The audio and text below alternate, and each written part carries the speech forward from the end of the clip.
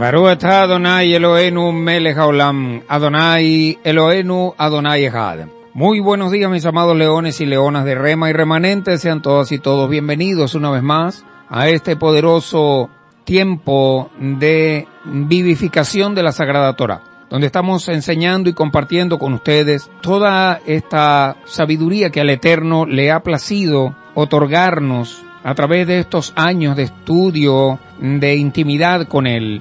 Es un gran honor estar con ustedes nuevamente. Quien les habla, su amigo, su hermano, su servidor, el Roe Jofre Granadillo, el profeta Boanerges Ben Yosef. Les bendigo en el nombre y la sangre de nuestro amado Ribi Yahshua HaMashiach Ben David, Goel Redentor de Israel y de toda la humanidad.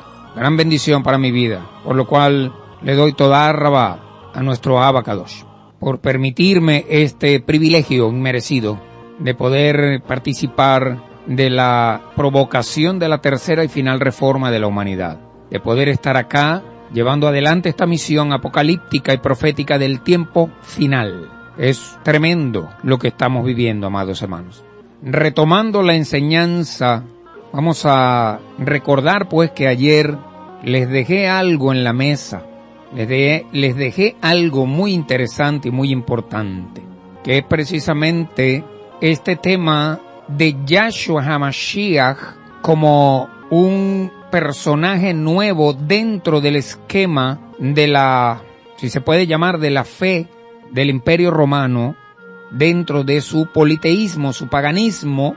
Reciben a este personaje, muchos creen en él a través del mensaje de la predicación del Ra Shaul HaTarsi y su academia, pero posteriormente, comenzando el siglo II, se convierte Yahshua HaMashiach Ben David en un serio problema para los creyentes que quedaron después de la partida física de todos los apóstoles originarios.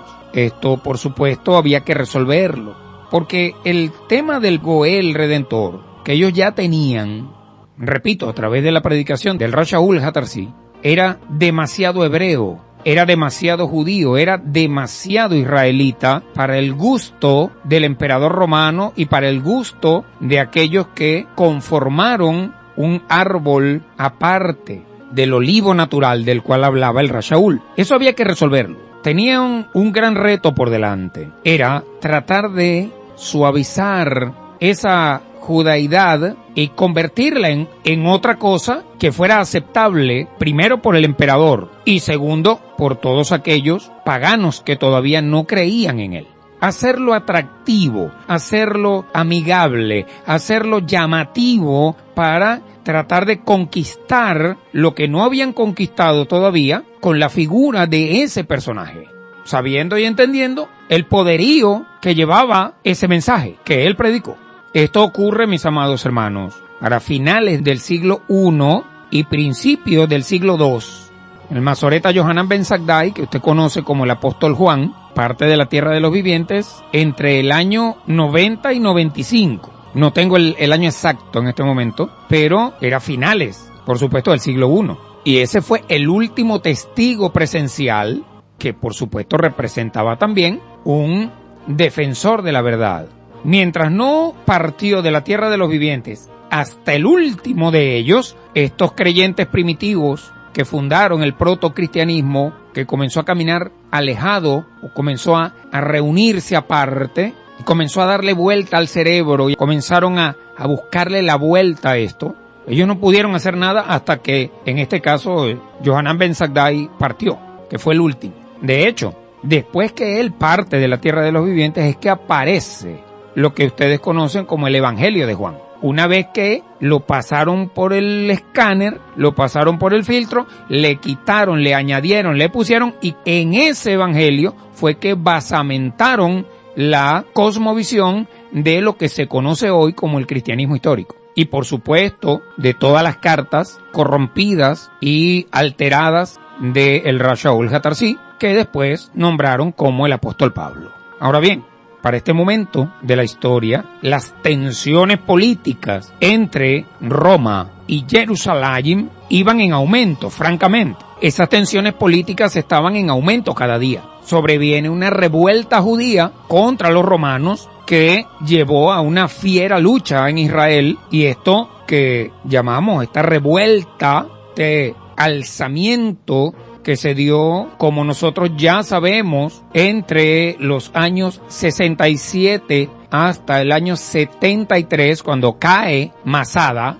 Fue una guerra que duró aproximadamente 6 años. Ahora bien, en el año 70 fue destruida Jerusalén por parte del Imperio Romano. El templo de Jerusalén fue destruido totalmente. O sea, literalmente le pasaron una rastra por encima a Jerusalén. Y en el año 73 de nuestra era, Masada, que era el último bastión de las defensas de Israel, que quedaron por supuesto de aquella revuelta histórica, cayó entonces en manos de los romanos luego de 3 años de resistencia encima de aquella montaña llamada Masada. Más de 1 millón de personas fueron asesinadas en aquel episodio, y el resto, los que quedaron vivos, fueron enviados al exilio.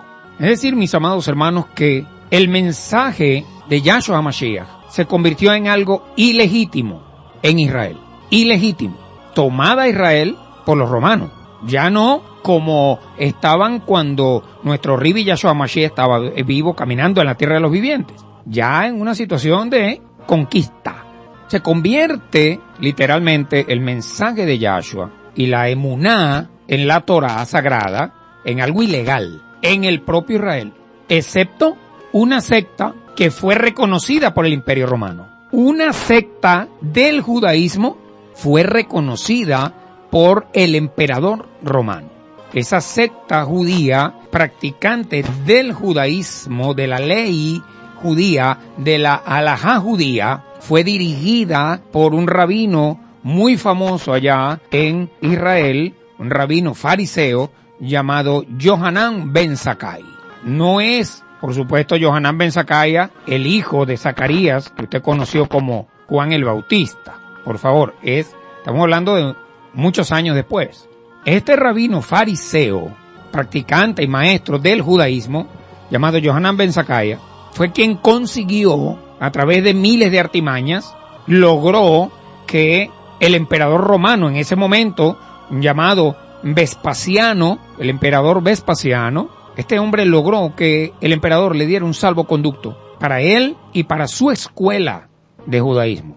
Ahí influyeron muchas cosas, por supuesto. Estamos hablando de un hombre de avanzada edad y que, al parecer, logró el beneplácito, logró la benevolencia del emperador y lo convenció de que dejara por lo menos una escuela de judaísmo. Y el emperador Vespasiano le otorga al rabino de esta secta judía farisea llamada Yohanan ben Zakkai un salvoconducto para que él pudiera seguir enseñando judaísmo.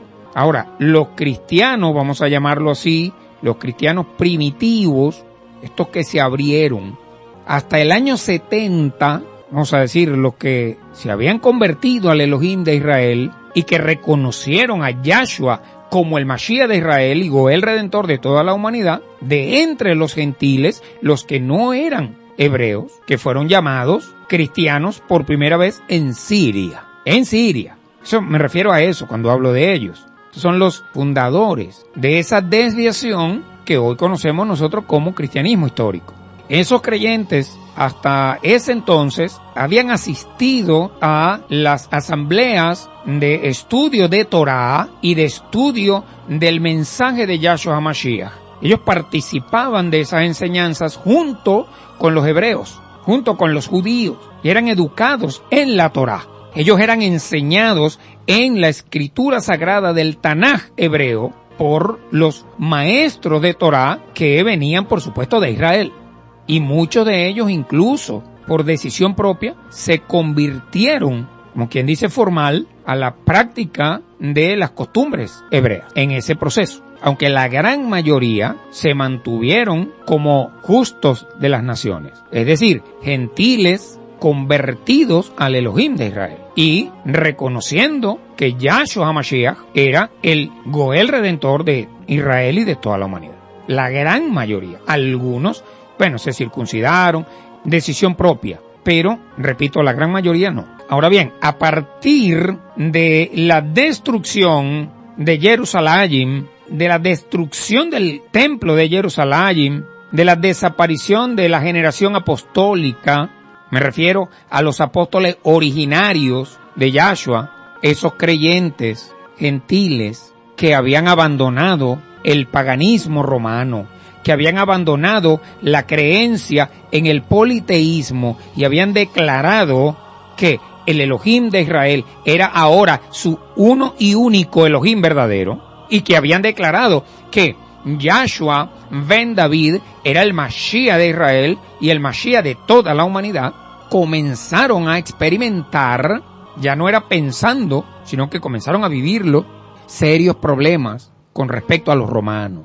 Serios problemas, sobre todo al emperador, por varias razones. Vamos a ver cuáles fueron esas razones, Roe. Por lo menos nómbreme algunas. Bueno, para eso estamos aquí. En primer lugar, los problemas vienen porque en un momento determinado los romanos pensaron que esos primeros creyentes no hebreos o gentiles se habían convertido todos en judíos y lo determinaban por asociación. Porque esos gentiles se reunían en las casas donde se estaba observando el Shabbat, donde se estaba enseñando Torah, donde se estaban comiendo pan halá, donde estaban compartiendo las enseñanzas de Yahshua Mashiach, donde estaban vivificando la Sagrada Torah.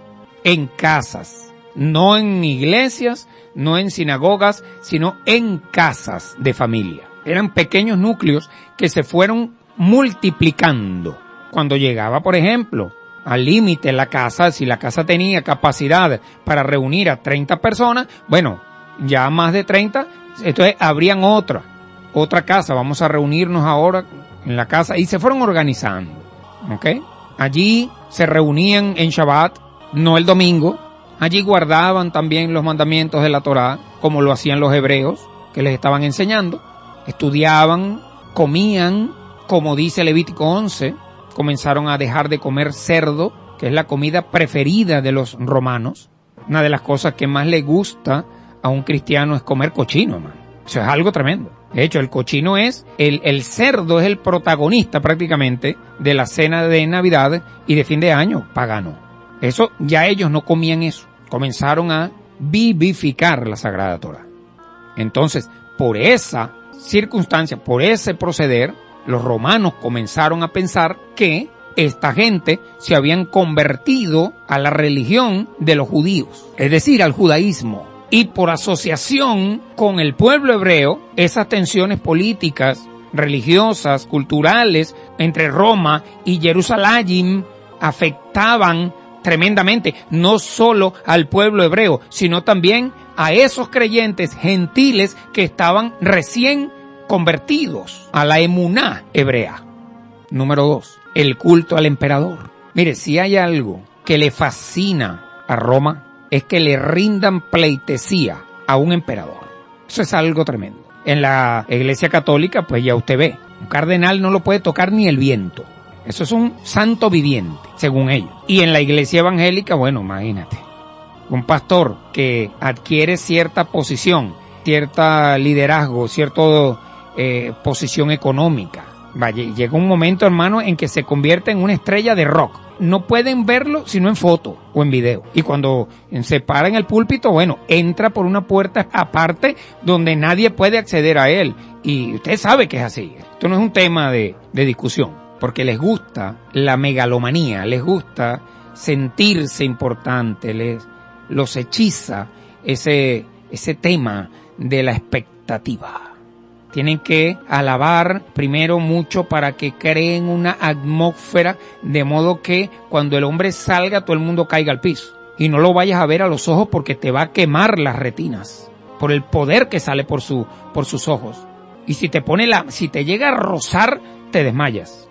Es una expectativa creada, pero más para manipulación que para complacer los oscuros deseos del personaje. ¿Me entiendes? O sea, esto lo vive el cristianismo. Entonces, este culto al emperador, como los hebreos no aceptaron ni aceptaremos jamás el culto al emperador. Entonces estos creyentes gentiles que se habían convertido al Elohim de Israel tampoco lo aceptaron. O sea, comenzaron a separarse de eso y ya no le rendían culto al emperador. Y eso les trajo serios problemas, tensiones que terminaron muchos de ellos en golpizas, en maltratos de todo tipo e incluso, en el peor de los casos, la muerte, tanto de los hebreos como de los creyentes expaganos que se habían convertido, que no aceptaban a otro Dios que no fuese el Elohim Sebaot de Israel. Entonces aquí se nos presenta un momento en la historia donde los hebreos y los nuevos creyentes que se estaban adheriendo a la emuná verdadera fueron brutalmente castigados por el Imperio Romano. Comenzó, hermano querido, una persecución tremenda. Y no era que los agarraban y los echaban, o no era que los agarraban y les metían una pela y los dejaban ir. No, perdóname, los agarraban y se los tiraban a los leones, hermano. Convocaban al pueblo para que el pueblo se diera cuenta del destino que les iba a tocar si se llegaban a poner con esa locura de las raíces hebreas. Comenzó una especie de holocausto. Ponían a los creyentes de la Torá, a los seguidores de Yahshua HaMashiach, los convirtieron en objetos de diversión, de burla en los circos romanos. Y una vez destruida Jerusalén y el templo sagrado de los hebreos, pues todos los hebreos exiliados de su propia tierra y todo lo que Roma hizo sobre Israel y sobre Jerusalén, y el propio mensaje de la Torá, la propia Torá es declarada ilegal por el Imperio Romano y las reuniones privadas en las casas y todo lo que oliera a hebreo, a Torá, a Yahshua, eso era rebelión, era tomado en cuenta como una rebelión para los romanos y era objeto, repito, de una cacería de brujas terrible. Entonces, ¿qué pasó, Roe? Pues esos creyentes expaganos que se habían convertido, que habían recibido al Elohim de Israel como su Elohim uno y único, y habían recibido el mensaje de Yahshua y habían aceptado a Yahshua como su Salvador, en el año 70 en adelante tuvieron esos serios problemas, amados hermanos, por culpa de un personaje llamado Yahshua HaMashiach ben David. Y eso ya nuestro maestro ya lo había dicho. Serán perseguidos, serán encarcelados por culpa de mi nombre. Es decir, seguir a un líder hebreo judío como Yahshua ben David en esas condiciones tan difíciles no fue nada fácil, mi hermano querido, para esta gente, porque tenían que pagar un precio político, religioso y cultural extremadamente alto. Así que poco a poco comenzaron a despojar a Yahshua de su identidad hebrea. Poco a poco fueron convirtiéndolo en un hombre que se vestía, que hablaba y que pensaba no como un hebreo judío, sino más como un romano. Entonces, desde su nacimiento, desde su Brit Milá, desde su Pidyon Haben, desde su formación educacional, desde sus, vamos a decir, costumbres, tradiciones propias del hebreo, propias de Israel, desde su presentación pública ante Israel, que había anunciado, por supuesto, a su pueblo hebreo que era inminente el fin del Imperio Romano. Eso fue lo que predicó Yahshua. El acercamiento del reino del Eterno para sustituir todos los reinos de la tierra, incluyendo, por supuesto, al Imperio Romano. Y la manifestación del reino de Elohim, del Elohim de Israel, soberano del universo, no del César, no del emperador romano, sino de Yod-Hei Vahei, Adonai Sebaot de Israel. Eso era un problema tremendo, grave. Tenemos que aceptar, amados hermanos, que si a esta gente no le cambiaban la identidad a Yahshua, todos hubiesen terminado muertos. Pero esto tenemos que verlo con altura y con madurez espiritual. Para ese pueblo creyente, para esos seguidores del mensaje de Yahshua HaMashiach, hablar del reino de Elohim en el corazón del Imperio Romano, eso era igual a un suicidio, hermano. Eso era igual a un suicidio. Así que Yahshua HaMashiach era demasiado judío, era demasiado hebreo, era demasiado israelita para su seguridad física Y entonces comienza allí el proceso que hemos denominado desjudaización del Mashiach, que repito, comienza a partir del año 70 de nuestra era, cuando fue destruida Jerusalén, y la muerte, por supuesto, de la generación de los apóstoles originarios de la yeshiva fundada por el propio Yahshua Mashiach. Ocurrieron dos cosas. En el año 70, la destrucción de Jerusalén, y en el año 95 aproximadamente, pues, la partida física del último bastión que quedaba, que era Yohanan ben Zakkai. Una vez destruida Jerusalén, y una vez muertos todos los testigos, y todos los que, vamos a decir, protagonizaron esta historia del Brit Hadashah junto con Yahshua, pues ya el camino estaba listo para hacer los cambios necesarios, para tratar de no perder al Mashiach, pero tampoco perder la vida en la predicación del Mashiach. Yo sé que ustedes están conmigo en el Ruach y me están siguiendo, porque, repito, de esta revelación depende que usted se salve o no de ver la ira del Eterno. Entonces, fue para este tiempo que comienzan a aparecer eso que nosotros hemos conocido, que nombran por allí como los evangelios sinópticos. Comienzan a aparecer unos escritos, unos rollos, unas cosas. Y finalmente, unos 20 o 30 años más tarde, aparece lo que conoce usted o conoció como el evangelio del apóstol Juan. Ese masoreta llamado Yohanan ben Zakkai, que fue el último en partir de la tierra de los vivientes. Evidentemente, él dejó no uno, él dejó muchos escritos. Entre ellos, por supuesto, el libro de revelaciones de Elohim, que ustedes conocieron como Apocalipsis, y, por supuesto, sus escritos, donde él narra lo que él vivió al lado de el Mashiach, en vida, pues. Entonces, los mismos evangelios, o esos escritos de Yohanan, que aparecen, repito, aproximadamente 30 años después de la muerte del Rav Shaul HaTarsi, fueron editados por estos creyentes, fueron acomodados, comenzaron a maquillar y a hacer cambios, no solamente en el pensamiento, no solamente en la palabra, sino también en su identidad, y eso ameritaba incluso cambiarle el aspecto físico, cambiarle su ropa. Tenían que transformar a Yahshua HaMashiach en otra cosa, en otro personaje que fuese aceptado, que fuese amigable, para poder lograr lo que lograron casi 3 siglos después. Para este periodo de tiempo comenzaron estos personajes a editar esos escritos de Yohanan. Por supuesto, si le vamos a cambiar la identidad hebrea, si vamos a desjudaizar a Yahshua HaMashiach, pues tenemos que desjudaizar a todos los que andaban con él. Si le vamos a cambiar el nombre a Yahshua, tenemos que cambiárselo a todos. Tenemos que desligar a todos estos personajes, desligarlos de Israel, incluso de la Torah.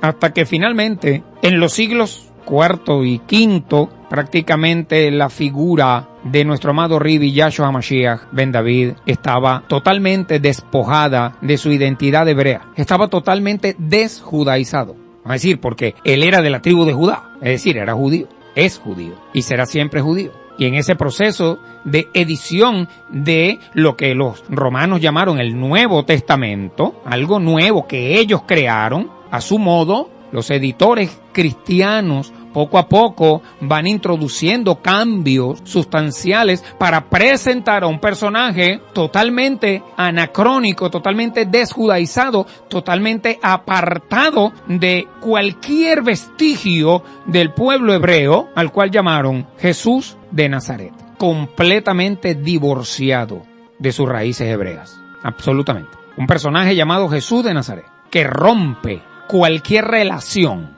no solamente con el pueblo de Israel, que rompe cualquier relación con la Torá, con la ordenanza, con la instrucción del Eterno, que rompe cualquier tipo de relación con la enseñanza original, enseñanza verdadera de Yahshua. Un Jesús que, por supuesto, abandona totalmente a su pueblo hebreo, que crea un pueblo diferente, que es lo peor, que crea una religión diferente, crea una fe diferente.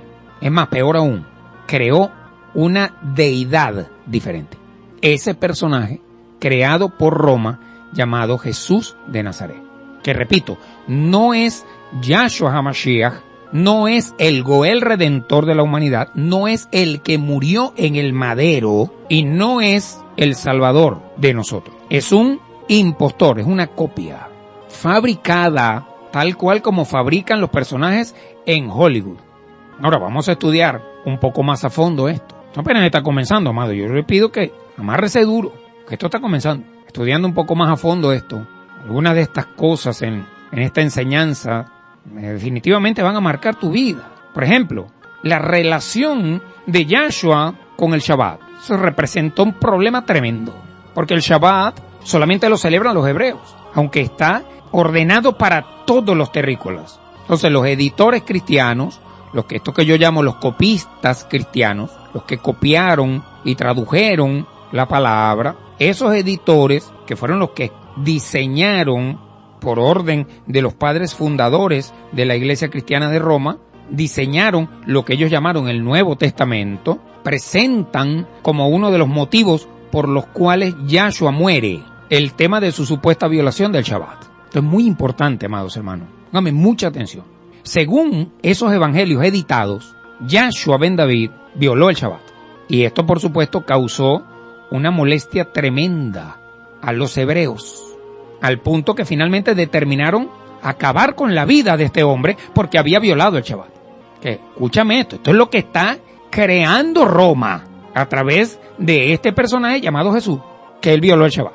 Él violaba el Shabbat como le daba la gana. Hoy en día, a cada rato escucho hermanitos, pastores y apóstoles evangélicos afirmando que ese personaje llamado Jesús violaba el Shabbat cuando le daba la gana.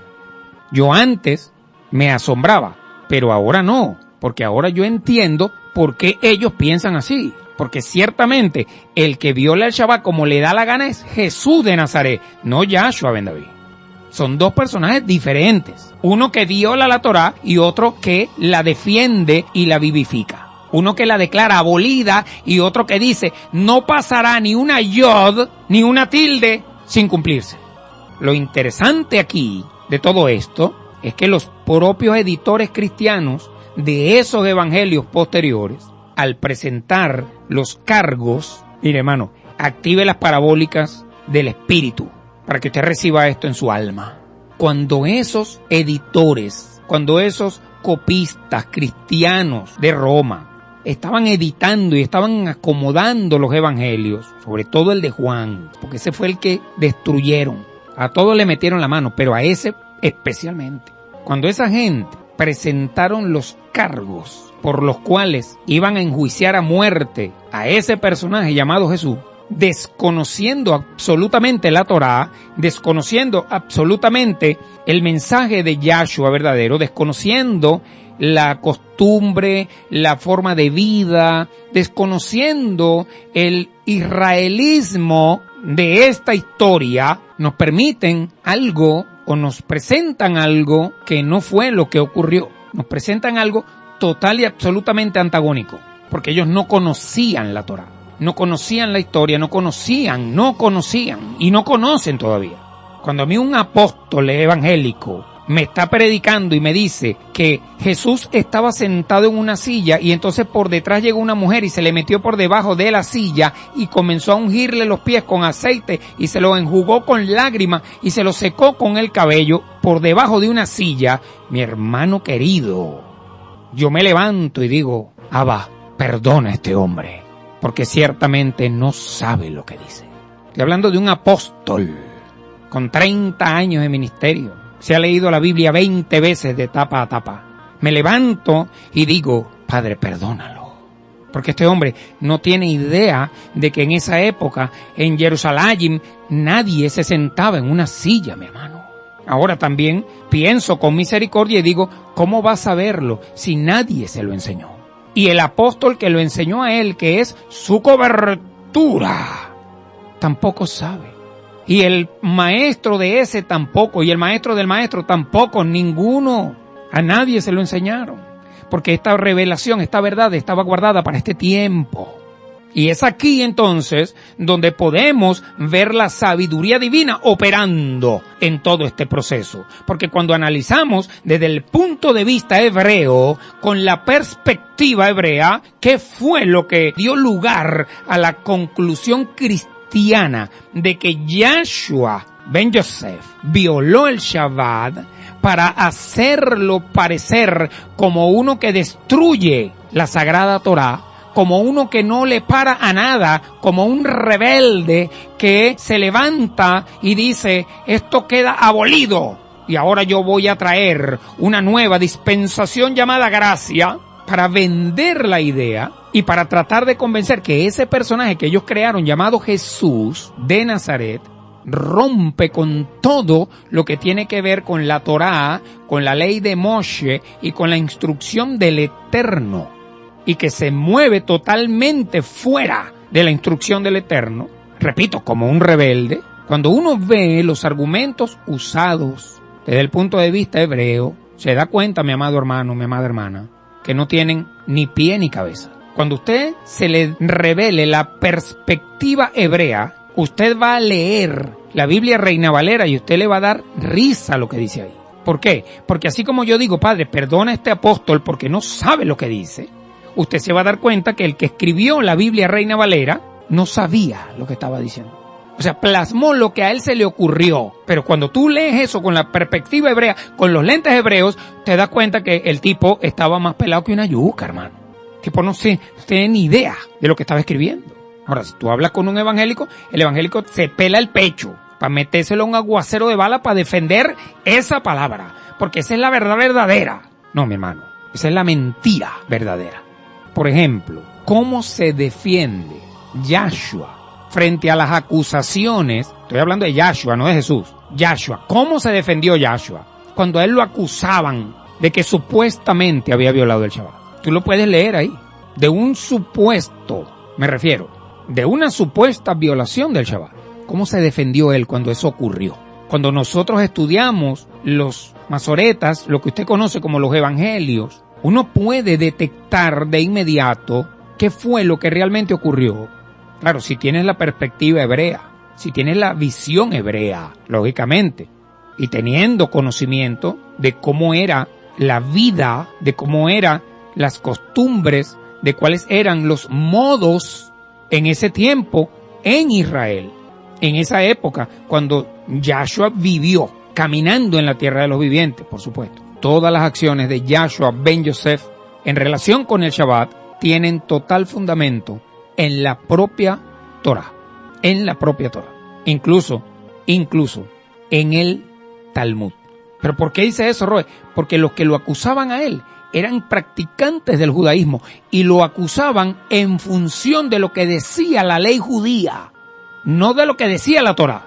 Imagínate tú lo que te estoy diciendo. Sí, claro, si aceptamos que el Talmud es una antología de escritos y documentos jurídicos, vamos a decirlo así, pero de los rabinos hebreos, de los rabinos judíos. Pero estamos hablando de un escrito, de un Talmud 500 años después de Yahshua.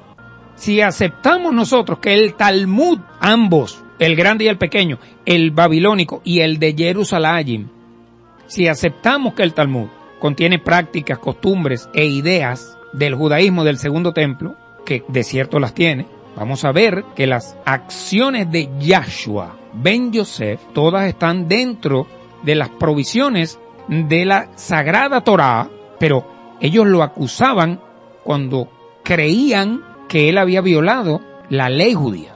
O sea, el problema de los judíos del judaísmo, de los religiosos del templo y de todas esas escuelas de judaísmo que existían en ese momento, que habían 24 escuelas de judaísmo diferentes, todas enfrentadas. La más importante, las dos más importantes, la de Shammai y la de Hillel. Estaba la de Gamaliel. 24 universidades de judaísmo, pues. Los fariseos, los saduceos, los sicarios. Cuando ellos veían que Yahshua hacía algo que para ellos, según su perspectiva, eso era violar el Shabbat, lo acusaban. Pero ¿cómo se defendió él? O sea, no existe ni un solo caso, ni uno solo, en el que Yahshua ben Yosef haya violado de alguna forma el sagrado Yom Shabbat. No lo hay. ¿Y cómo me puede probar usted eso, Roy? Bueno, hermano, déjeme decirle que en esa época, ningún rabino, en los días de Yahshua, ningún rabino, te estoy hablando de 24 escuelas, ninguno que viera lo que Yahshua ben Yosef hacía en Shabbat, lo hubiese catalogado como una violación del Shabbat. Es más, de hecho, tú no vas a encontrar en ninguna parte de el Brit Hadashah que un rabino acusó a Yahshua de haber violado el Shabbat. Siempre te habla de un grupito de los escribas, un grupito de los fariseos, estaban ahí, y vieron, pero esos eran practicantes del judaísmo, pero no eran los maestros de ellos.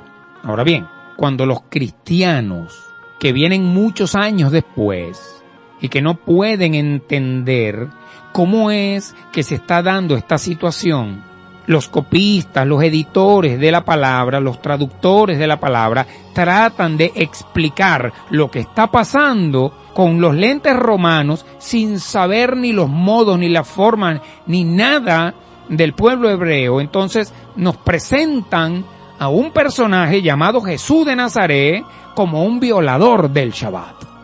Sin embargo, cuando nosotros tomamos a Yahshua ben Yosef, en todos los casos en los que él actuó, e hizo Hashem, el Eterno, a través de él, derramó su misericordia y su gloria, haciendo sanidades milagrosas en Shabbat. Cuando colocamos eso dentro de la perspectiva judía del judaísmo, nos damos cuenta en el judaísmo que Yahshua nunca violó realmente el Shabbat. Si no lo violó en el judaísmo, fue porque no lo violó en la Sagrada Torah. Cosa diferente hubiese sido si Yahshua hubiese violado el Shabbat, porque los 24 grandes maestros del judaísmo hubiesen saltado a acusarlo, pero no pudieron hacer eso. Aún hoy en día, a los médicos en Israel, escúcheme bien, voy a poner el ejemplo de los médicos. Hoy en día se les permite dejar sus teléfonos celulares encendidos en Shabbat. Usted sabe que nosotros en Shabbat nos desconectamos del mundo. Queda un telefonito por ahí prendido para cualquier cosa, ok, pero no es que nosotros en Shabbat nos vamos a poner a revisar las redes sociales, nos vamos a poner no, porque entonces pasamos todo el día en eso. Por eso es que apagamos los teléfonos, para que no nos lleguen llamadas, que nadie interrumpa tu Shabbat. Es tu intimidad con el Eterno.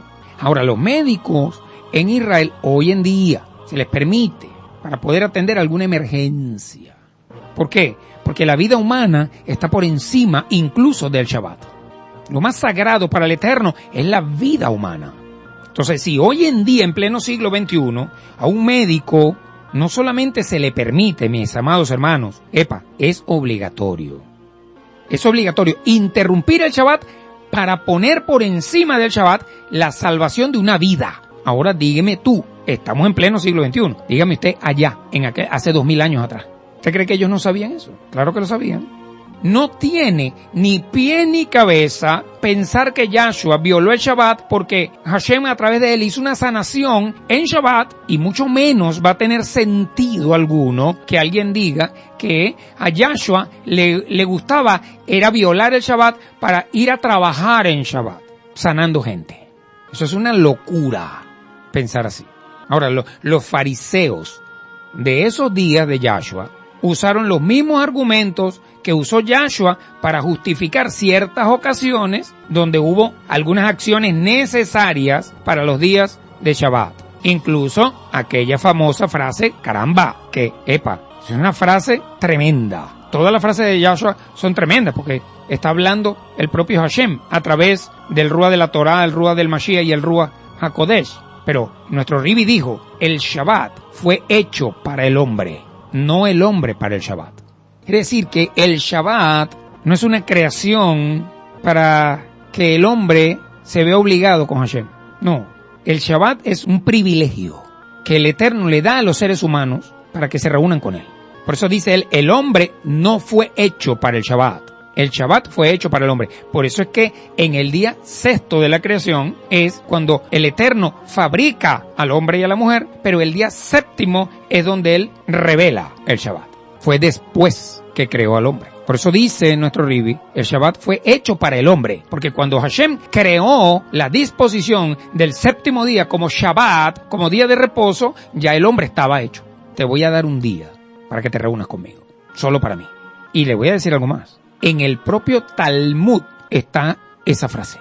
Lógicamente, la cambiaron un poquito, pero encontramos años después, 500 años después, casi exactamente igual a como la dijo nuestro amado Rabbi Yahshua Mashiach. En el Talmud dice, salvar una vida humana toma preferencia sobre el Shabbat, porque el Shabbat es para el hombre, no el hombre para el Shabbat. Eso es lo que dice el Talmud. ¿Y en qué parte dice del Talmud eso, Roger? A ver si lo busco y lo verifico. Está en el Tratado Talmúdico, en la sección llamada Yomá, Y-O-M-A, Yomá, 85-B, B de babilónico. Pero eso 500 años antes lo dijo nuestro Rabbi, al cual los judíos del judaísmo no reconocen como el Mashiach.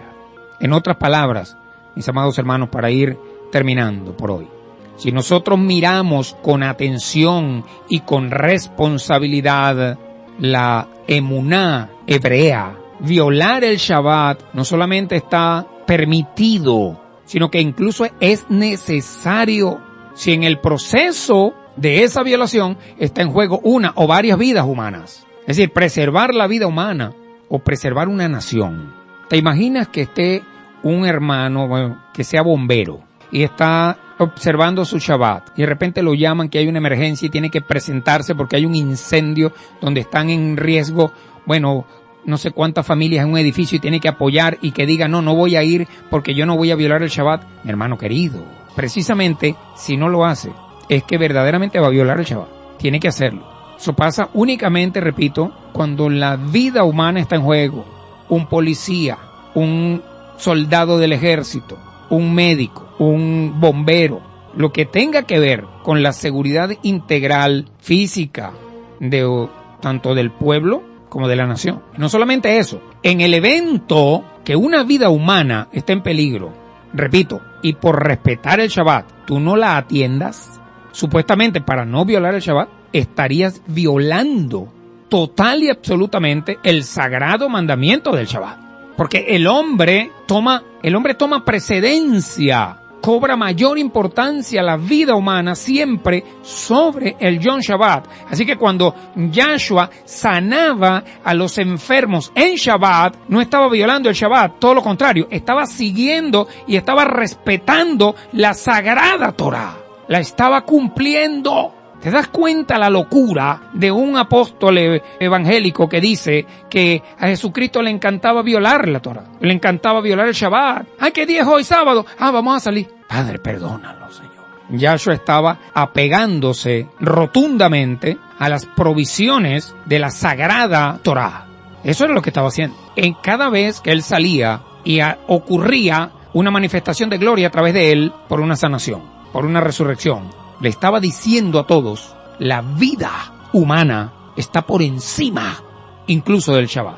Le estaba diciendo a los religiosos, ustedes dejan morir a la gente por quedarse en su casa comiendo pan halá y bebiendo vino. Prefieren que la gente se muera. Pero ustedes los mueve la religión de los hombres. A ustedes los mueve, son los takanot, los decretos rabínicos, no la Sagrada Torah. Porque la Sagrada Torah nos enseña que el Shabbat está por debajo de la importancia de la vida humana. ¿Qué sentido tiene el Shabbat si no hay vida humana? ¿Me pueden explicar? ¿Qué sentido puede tener el Yom Shabbat, el día de reposo, si no hay humanos? ¿Cómo puede estar el Shabbat por encima de la vida humana? Eso no tiene sentido. ¿Entienden lo que les digo? Eso te dice que los fariseos religiosos del templo y los saduceos religiosos del templo jamás habrían podido condenar a Yahshua ben Yosef a la muerte por violar el sagrado mandamiento del Shabbat. Porque esa era exactamente la práctica que ellos usaban cuando estaban en la balanza. El Shabbat de un lado y la vida humana del otro lado. No podían acusarlo de violar el Shabbat porque él lo estaba cumpliendo con lo que está estipulado. Ahora les voy a dejar una pregunta en la mesa. Si esto es así, como de cierto lo es, pregunto, ¿quién acusó a Yahshua? ¿Y por qué lo acusaron? Repito, ¿quién acusó a Yahshua de haber violado el Shabbat? ¿Y por qué lo acusaron de violarlo? Eso lo vamos a ver mañana. Vamos a ir desgranando cómo Roma, a través de sus escribas y de sus copistas y de sus editores y de la mente maquiavélica de los fundadores, padres fundadores de la Iglesia Cristiana Romana, fueron cambiando, fueron adaptando, fueron ajustando el mensaje a ese personaje nuevo, porque no podían crear un personaje que no fuese hebreo, que no fuese israelita, que no fuese judío, que no fuese practicante y vivificador de la Sagrada Torá y de todos los Moadim del Eterno. No podían crear ese personaje con él, dejándole el mismo nombre y dejándole las mismas costumbres. Había que cambiarlo completo. Había que crear un personaje que fuera opositor a ese personaje original. Repito, para que fuese aceptado por el Imperio Romano y para que no los mataran en el intento de predicar su mensaje. Dejo esa pregunta. Les amo y les bendigo grandemente en el nombre y la sangre poderosa y preciosa de nuestro amado Ribi, Yahshua HaMashiach Ben David. El Eterno haga resplandecer su rostro sobre ustedes y les brinde su Shalem, su paz eterna, buena y perfecta para sus vidas.